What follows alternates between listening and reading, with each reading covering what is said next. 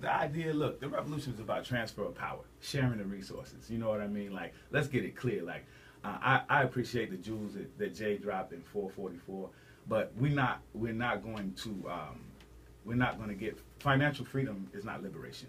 You know, it's like real transfer of power, meaning decision making over our lives, meaning self-determination, where we go to school, how we educate, how we heal, how we deal with our communities, how we deal with our own conflicts inside of our community without outside. That's the true power. That's the true currency of what it is, and that's the side that we got to get on. It's not like all that other stuff is like a diversion. It's not. I want to go through that one more time for people who may have missed it. You started out by saying that you appreciate what Jay-Z said in 444. Yeah. However, it's deeper than financial freedom. And much, much deeper. You know, because, you know, Jay, and I think he would appreciate me saying this, is a capitalist. And capitalism was born from black slavery. It was born from brigandage and bondage and stolen resources for over 400, 500 years that still continues today. And it's a system that's still fed from that. Africa is the resource of the world. It's not even it's not a secret. Obama knew it, Trump knew it, Bush knew it. That's why America is so invested in Africa. So the real question is, who has the resources? You know what I mean? So thank you to Jay for saying, look, don't hustle backwards, hustle forward in this American paradigm. But see outside of America, see the real, connect ourselves with the real resource. That's land resource. That's why these cell phones can't work without coltan that comes from the Congo. Literally, we wouldn't even have a cell phone without the Congo in Africa today. You know what I mean? So if you talk about resources, it ain't just paper money.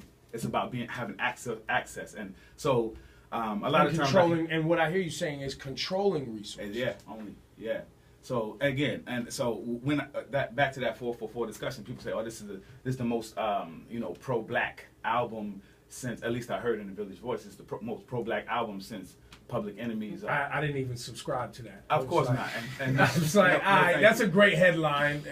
Fine if you want to get people to read the article that way, but there's been so many. It's incorrect.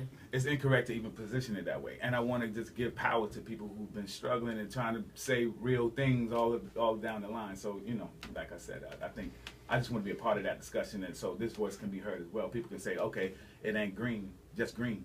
It's red, black, and green. Right.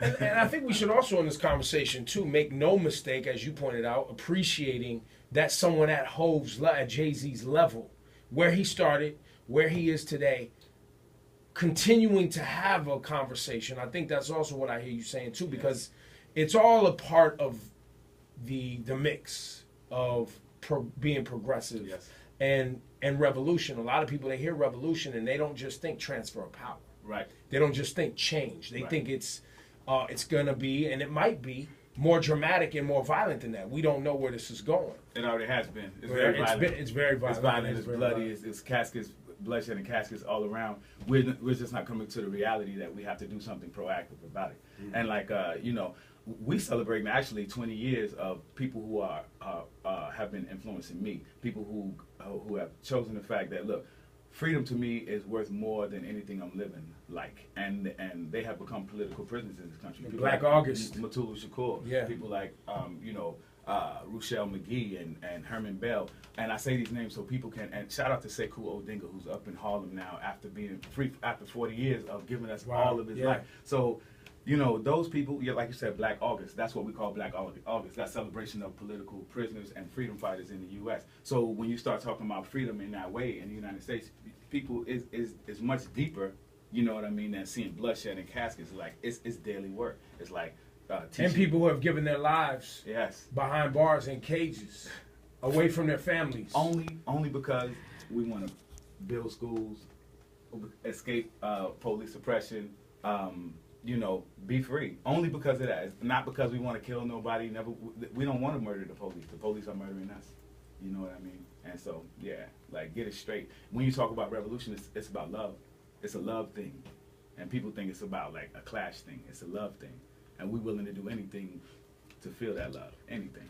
Go ahead, Bonnot. On the music side, I want just to mention that we did a song named 99% with Talib Kweli. Yeah. Which is in the first album, like 2011. Yeah. So, just mentioning 99% with Talib Kweli.